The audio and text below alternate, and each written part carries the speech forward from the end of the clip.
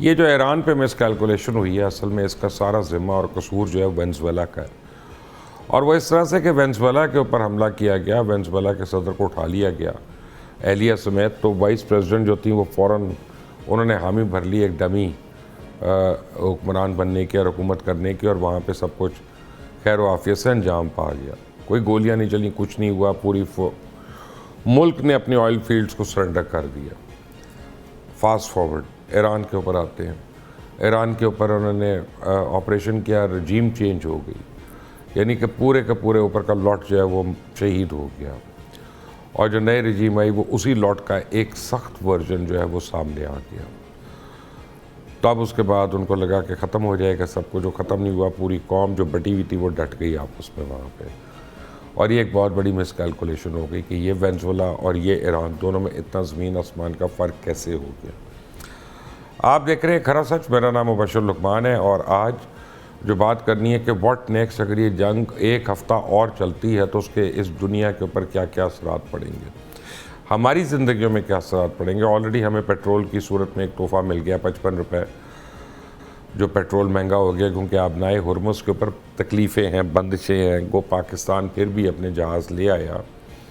لیکن اب ایک بھاری قیمت دے کے، ہائی انشورنس کاسٹ دے کے لانا پڑ رہا ہے۔ مجھے جوائن کر رہے ہیں جناب ستار خان صاحب، حامد مشرقی صاحب، بریگیڈیئر مسعود خان صاحب، اور یہ تینوں اپنے اپنے فیلڈز کے ماہر ہیں، اور تینوں مجھ سے زیادہ جانتے ہیں، مجھ سے زیادہ پڑھے لکھے ہیں، تو میں بھی جو سوال کروں گا وہ آپ کے سوالات ہیں، اور ان سے ہم نے کرنے ہیں کہ کس طرح ہماری سب بچت ہے۔ لیکن ایک ٹینشن ہو رہی ہے، وہ ٹینشن یہ ہے کہ سڈنلی نارتھ کوریا کے بھائی جان جو ہیں وہ جمپ کر گئے بیچ میں۔ اب انہوں نے خود ہی کیا جمپ، کسی کے کہنے پہ کیا، کسی کے اشارے پہ کیا، یہ ایک بہت بڑا سوالیہ نشان ہے۔ تو اگرچہ انہوں نے کسی کے کہنے پہ کیا اور اشارے پہ کیا، تو پھر تو پیسفک جو ہے وہ بہت زیادہ خطرے میں بھر گیا، اور جو چائنا کہہ رہا ہوں، جاپان اور ساؤتھ کوریا سے پیٹریٹ بیٹریز وغیرہ منگائی اور تھاڈ میزائل منگائے،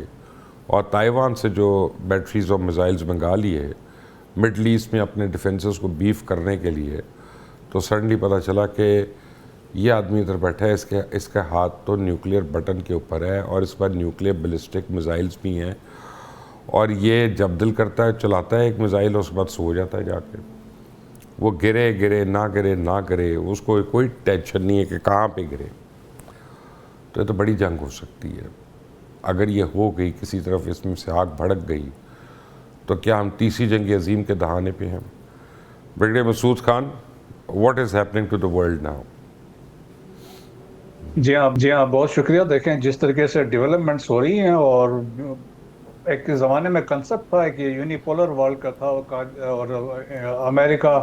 90 میں ڈیزرٹ سٹورم پہلا والا ہوا، اور اس کے بعد پھر 2003 میں انویژن آف عراق ہوا، تو انٹائر ورلڈ واز ود امریکا، اور جس کے بعد سے انہوں نے جا کے ایک وکٹری ڈکلیئر کی۔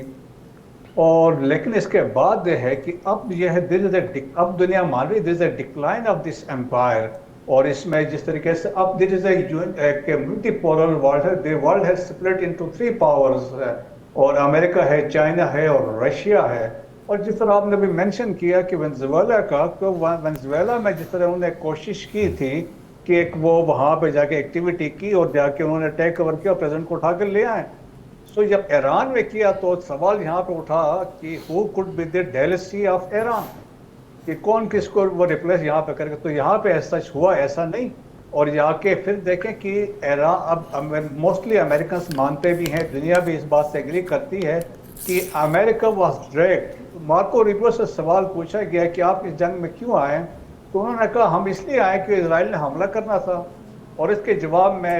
ایران نے ہمارے جو گلف میں بیسز اس پہ حملہ کرنا تھا۔ So that was a damn excuse۔ لیکن اس کے باوجود دیکھیں کہ جس طریقے سے ان کی ہیوملیشن ہوئی ہے، جو آپ میں نے کہا مت تھی، وہ جو تھا کہ سپر پاور کا کنسپٹ تھا، that has been raised to the ground۔ اور جس طریقے سے دعوے کے ساتھ پریزیڈنٹ ٹرمپ آگے بڑھے تھے، اور کہ ہم کی چند دنوں میں یہ کر دیں گے، اور پھر ان کا یہ بھی کنسپٹ تھا انیشیل جو شروع کے جو حملے ہوئے جس میں ٹاپ لیڈرشپ کو جہاں پہ ماری گئی اور رہبر کی شہادت ہوئی، تو اس کے بعد ان کا خیال تھا کہ یہ ایران وینزویلا کی طرح بیٹھ جائے گا، رجیم اس میں چینج ہو جائے گی، تو وہ ہو نہیں سکی۔ اور اس میں جو کنسپٹ تھا آلریڈی دیکھیں ایک موزیک ڈاکٹرین ہے ایران کے اندر جس میں آلریڈی ڈیسنٹرلائزیشن آف کمانڈ ہے اور کمانڈ 31 پروونسز سے وہاں پہ ہے اور وہاں سے اکارڈنگلی ڈیسیجنس لیے جا سکتے ہیں. They will not look back to Tehran سے کیا آتے ہیں. لیکن ابھی آپ دیکھیں کہ جس طریقے سے اب ڈیولپمنٹ ہوئی ہے جو کنسنٹریشن ہے تہران 100% کنسنٹریشن کے ساتھ ہوا و برباد کر رہے ہیں. ویسٹ از دی نارتھ اور ویسٹ کا ایریا ہے اسپیشلی اس پہ زیادہ فوکس ہے جہاں پہ زیادہ جو بمبنگ ہو رہی ہے ان ایریاز میں ہو رہی ہے. لیکن اب دیکھ رہے ہیں کہ ان سے ایران سے جو مطلوبہ نتائج تھے رجیم چینج تھی یا اور دوسرے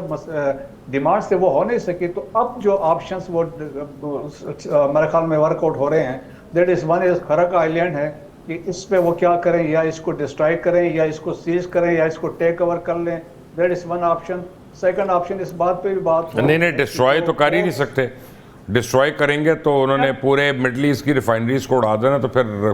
وہ تو پوری دنیا میں پرابلم ہو جائے گی. دیٹ از ون آپشن کیونکہ وہ یہی کہہ رہے ہیں نا کہ میں ڈیسیجن لے سکتا ہوں I can do it in seconds میں. ہم یہ کر سکتے ہیں کہ ہم ان کو اٹھنے نہیں دیں گے تو یہی ایک آپشن ہوتی ہے. انکنڈیشنل سرنڈر کی بات کیوں کر رہا تھا تو ون آف دس ریزن اب تو سیز فائر کی باتیں ہو رہی ہیں. اب تو انکنڈیشنل سرنڈر کی بات ہی نہیں ہو رہی ہے. اب تو نہیں میرا خیال میں ابھی جو لیٹسٹ ٹرمپ نے بات کی ہے اس نے کہا کہ ابھی ہم سیز فائر نہیں کریں گے وہ ہم اپنے ٹرانسفر ہوں گے. تو میرا خیال میں کہ ابھی ان کا تھوڑا سا ایٹیچیوڈ میں تبدیلی آ رہی ہے کیونکہ وہ بیک فٹ پہ چلے گئے تھے. اب ان پہ پریشر بھی ڈیولپ ہو رہا ہے کیونکہ پاپولر سپورٹ جو امریکہ کے اندر سے 60% لوگ اپوز کر رہے ہیں. سیکنڈ آپشن یہ ہے کہ جتنے پورٹس ہیں الانگ پرشین گلف ہیں 8 بڑی پورٹس ہیں جہاں ان کو ٹیک اوور کر لیں ان کو بلاک کر دیں ان کو مائن کر دیں. دس کوڈ بھی آپشن. اور پھر یہ بھی پاسبلٹی ہے کہ دیکھیں کہ جو ابھی 31 میرین ایکسپیڈیشنری فورس آ رہی ہے جو میرینز ہیں ان کی یوٹیلٹی ہو سکتی ہے. تو بہت سارے ہیں لیکن بیک فٹ پہ امریکہ چلا گیا ہے اور میرے خیال میں ابھی سیف ایگزٹ بھی دیکھ رہا ہے لیکن ایٹ دی سیم ٹائم اپنے ہیجمنی بھی دکھانا چاہ رہا ہے دنیا کو کہ ہم مضبوطی کے ساتھ کھڑے ہیں. لیکن ایٹ دی سیم ٹائم ٹھیک ہے آتے ہیں بریگیڈیئر صاحب. اپنا عامر مشرقی صاحب بات یہ ہے کہ اگر اسٹریٹ آف ہارمز مزید بلاک رہتا ہے تو کتنا کو فرق پڑے گا؟ دیکھیے مشرق صاحب میں سمجھتا ہوں کہ ایران نے بہت انٹیلیجنٹ کھیلا ہے. اسٹریٹ آف ہارمز نہ صرف انہوں نے بند کیا ہے بلکہ اس کے بعد جو انہوں نے پچھلے 24 گھنٹوں میں ایک بڑی زبردست ڈیولپمنٹ کی ہے وہ یہ کہ انہوں نے کہا کہ ان ممالک کے آئل کے جہازوں کو جانے دیا جائے گا شپس کو جو چائنیز یوان میں ڈیل کریں گے. یعنی جو دنیا میں جو امریکہ کی جو سب سے بڑی طاقت تھی وہ پیٹرو ڈالر تھی. اس نے پیٹرو ڈالر کو بھی اب چیلنج کر دیا. اس سے بڑی کلیئر ایک بات ثابت ہو رہی ہے کہ ایران یہ جنگ جو ہے یہ ایران جنگ جیت رہا ہے اور امریکہ جو ہے وہ ہر گزرتے دن کے ساتھ نہ صرف انٹرنلی یہ جنگ ہار رہا ہے اکنامکلی ہار رہا ہے بلکہ جو اس کی ہیجمنی ہے وہ بھی اب مکمل طور پر چیلنج ہوگی. آپ سوچئے کہ اگر کچھ بھی 2-4 بھی ملکوں نے یہ اس بات کو ایکسیپٹ کر لیا کہ ہم جی یوان میں ڈیل شروع کر دیں گے تو پھر اس کے بعد وہ جو امریکہ